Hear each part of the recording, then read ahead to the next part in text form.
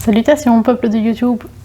Je vous retrouve aujourd'hui pour vous faire la présentation d'un petit oracle que j'avais acheté il y a quelques temps déjà, donc c'était au salon du bien-être. Ici je ne suis pas chez moi, je suis chez un ami, un collègue de mon mari, et je garde son chat pendant ses vacances, donc il est parti un peu en catastrophe. Enfin non, il n'est pas parti en catastrophe, il m'a appelé en catastrophe la veille de son départ parce que il a eu un problème, il s'est disputé avec la personne qui devait garder son chat, et donc il m'a appelé le vendredi soir en catastrophe parce qu'il partait le samedi matin à 7h et il n'avait pas de solution.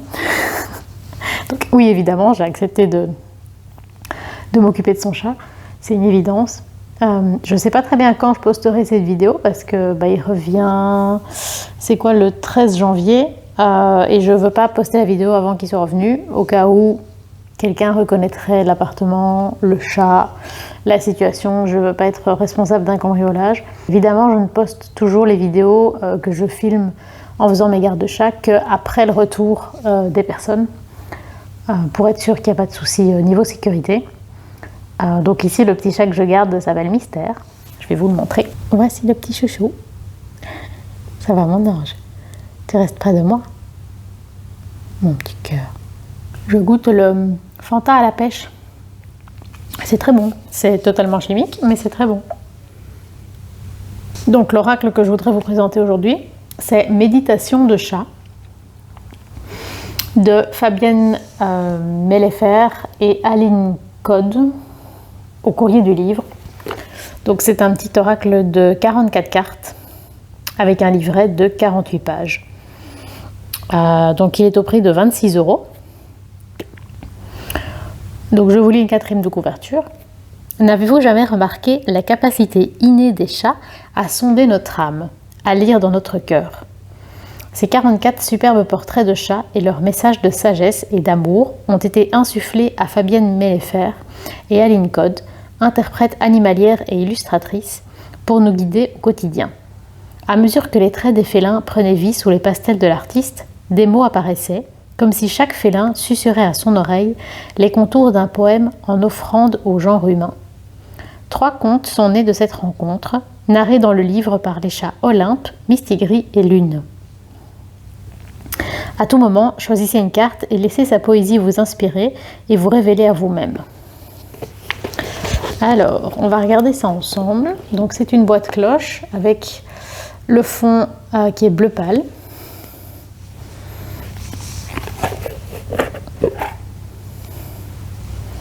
Yups.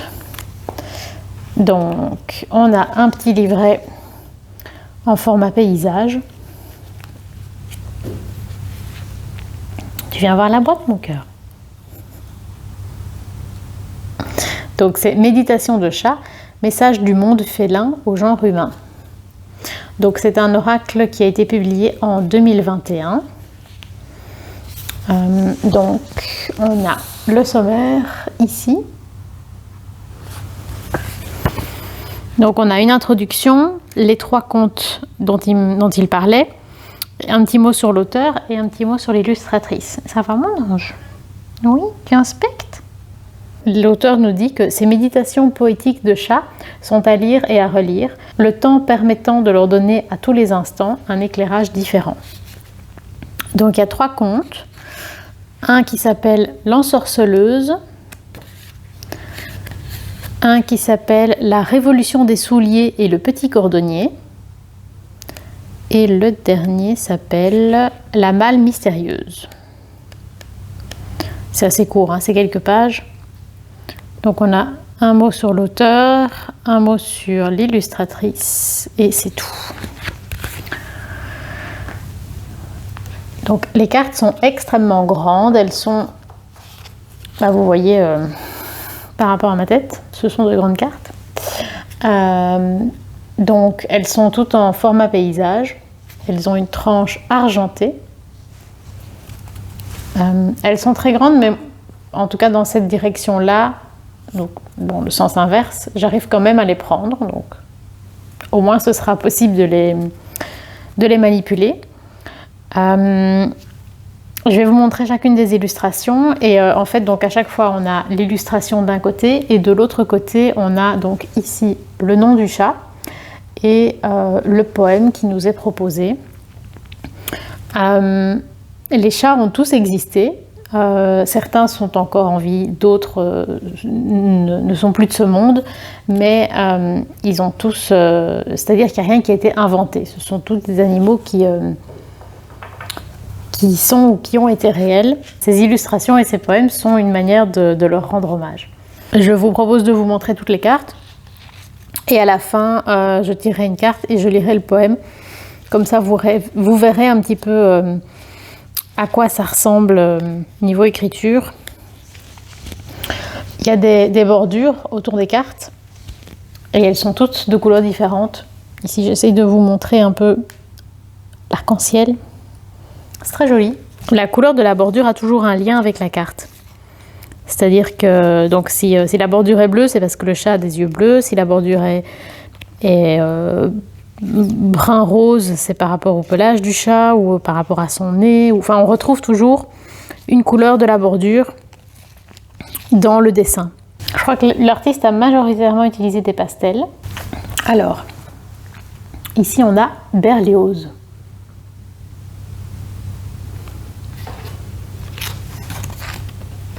Chaman. J'ai encore laissé les cartes dans l'ordre.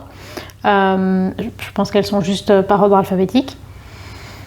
Il n'y a pas spécialement d'ordre dans le sens où, comme il n'y a pas de lien spécifique entre les cartes et le livret, après vous les mettez dans l'ordre que vous voulez, mais en tout cas, au moment où vous ouvrez la carte, elles sont dans l'ordre alphabétique. On a Chambaud. Kofi. Vous voyez ce que je vous disais pour la bordure. Là, c'est la couleur des yeux du chat. Et sur le précédent, la bordure rappelle le pelage.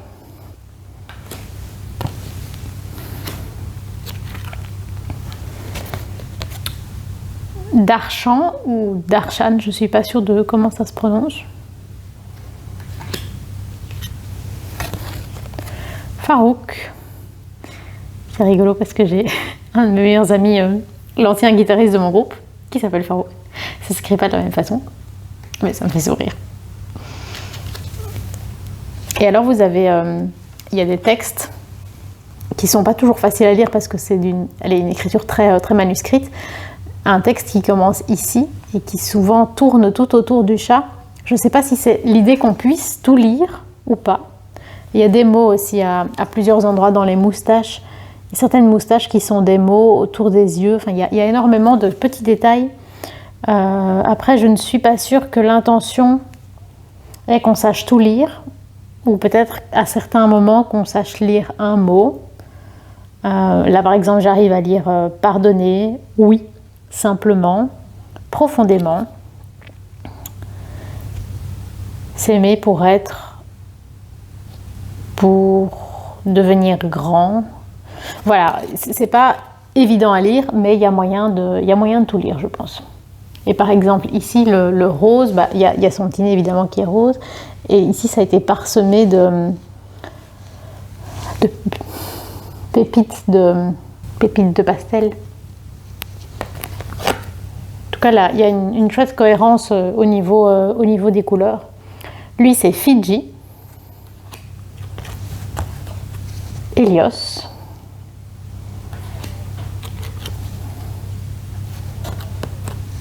Isis.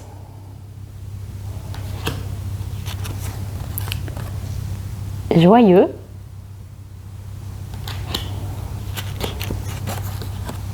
Jupiter.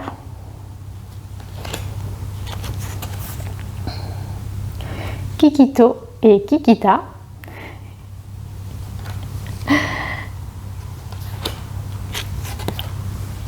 Ça va, mystère.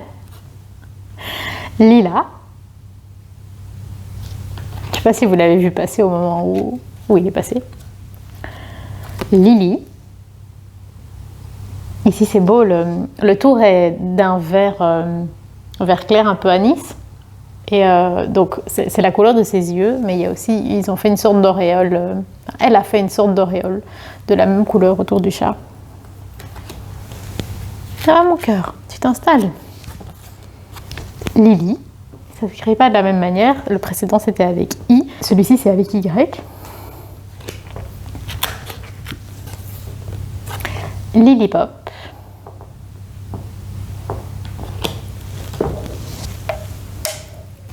Je ne sais pas si c'est Louve ou Love.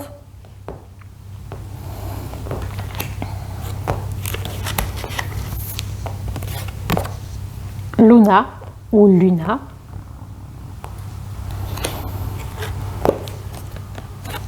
Lune.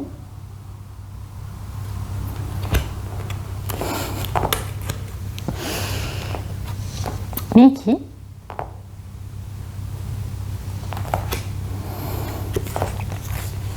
Mimi. Comme le chat de ma belle-mère. Mistigris.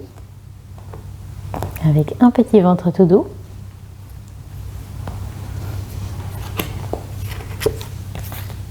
Mocha.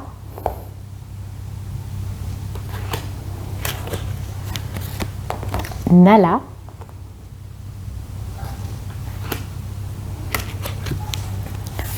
Olympe. C'est l'un des chats pour lequel il y a un conte dans le livret. Pacha.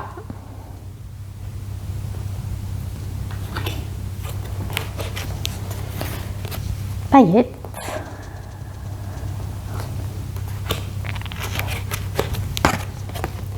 Perla. J'ai un personnage dans un de mes romans qui s'appelle comme ça, qui adore les chats d'ailleurs. Perle. Oh. Plume. Elle ressemble à Cara, mon chat.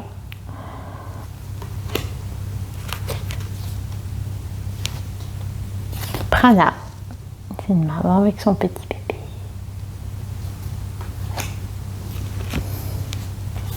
Princesse.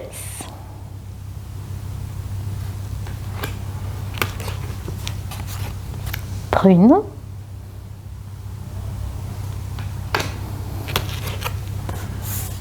Richie.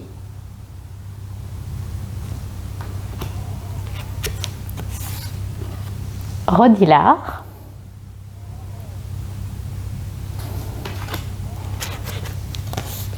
Roméo. Ça, c'était le nom du chien de ma grand-mère. Roméo 2. Alors, je ne sais pas si c'est la même personne qui a eu 2 Roméo ou si c'est... Après, ils se ressemblent. Hein. Je ne sais pas si c'est l'idée que c'est le même chat ou pas, mais ils ont quand même les mêmes rayures sur la tête.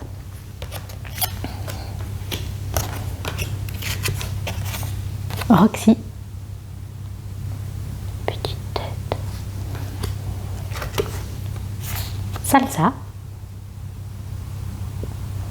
Vous voyez à la couleur de mes ongles que j'ai froid. Simba. Des yeux verrons. Timèche.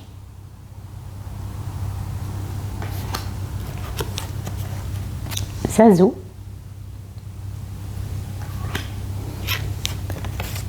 Zoro. Je connaissais aussi un chien qui s'appelait Zoro. Et Zouk. Voilà, vous avez vu les 44 cartes. Et donc, les chats qu'il y avait dans les contes, c'était Olympe, Mistigris et Lune. Et maintenant, je vais vous dire une petite carte. Et on va lire ensemble le poème qu'il y a au dos de la carte. Juste pour que vous voyez si c'est quelque chose qui peut vous parler ou pas.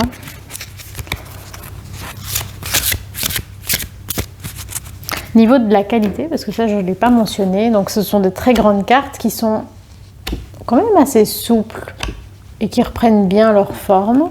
C'est un fini tout à fait brillant. Brillant, mais les cartes glissent pas trop. Allez, elles savent bouger les unes par rapport aux autres, mais c'est pas un jeu dont les cartes vont s'enfuir trop facilement.